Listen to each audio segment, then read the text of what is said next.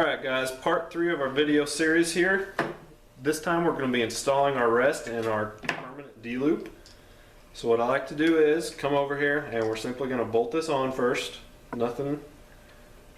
No big tips here. We're just going to tighten this up, finger tight. And what we're going to do now is we're going to load this QAD up into the loaded position. And first off, we're going to make sure when it drops, it's not going to contact your shelf.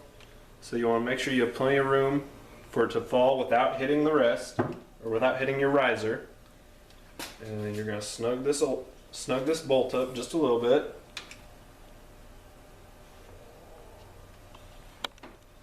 Right there, we've got everything pretty much level.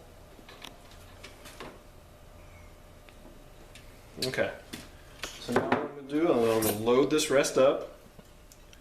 I'm going to take my bow square one more time, load that on the string. I'm going to come over here to right where I have my center of my D-loop, as you can see here, which is still running dead through the center of the burger bowl here. And I'm going to set my rest up to come right about there. I might have to raise this up just a little bit to account for the diameter of the shaft. And as you can see, we're running perfectly level there, right off the bottom of the QAD. And just like that. Okay. And then what I like to do to line this rest up right and left to get it right down the center of the bow is I'll take my arrow, go ahead and load it up. And what I like to do is I'll come over and I'll look dead square down my limb bolts, which are dead in the center of your riser. And I'm going to line up the string with that. And I'm going to run the arrow right through my limb bolts.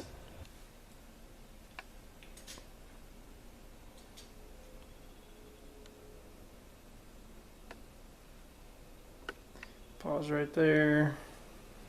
It's a little bit left. Okay. Alright guys, as you can see, towards the point down here, you can see that we're just a little bit to the left. So I'm going to check my measurement here. And we are right about 3/4 of an inch on my center shot. And where I ideally want that is right at 13/16, and that is the manufacturer's suggested starting point for your center shot. So I'm going to come over here and I'm going to very slightly adjust this center shot of the rest, bring it slightly to the right. I can find my right wrench here. Just going to loosen that up just a hair.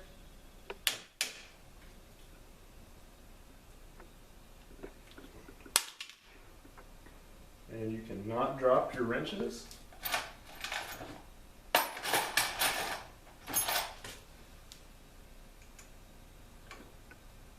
Loosen that up and bring it just a hair over. Check my measurement. And now we are right at 13/16, which is where I want it. And this, you have a little bit of variance here, guys, but setting them up dead down the center of the riser is going to give you the most efficient bow. Alright guys, now that we have this set up dead down the center shot of the riser, we have it in the most efficient place. It's going to tune easily there.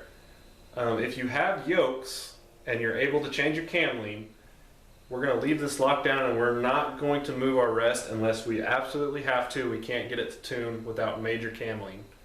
If you don't have yokes, you may have to play with this during your tuning process, where it is nice to have a micro adjust rest to get fine movements, versus with your hybrid cam bows or your overdrive binaries, it's perfectly fine to have a standard lockdown rest. So now we're going to move on to our permanent D-loop. Alright guys, we're going to close up on this here in just a little bit, but if you can see, I've got 2 knock points tied inside of my D-loop, and what this is going to do is this is going to give me, it's going to keep me from getting knock pinch at full draw. When your string comes back to that sharp angle, basically like that, what it can happen is your 2 D-loop knots are going to pinch your knock, which is going to cause your arrow to lift up off your rest.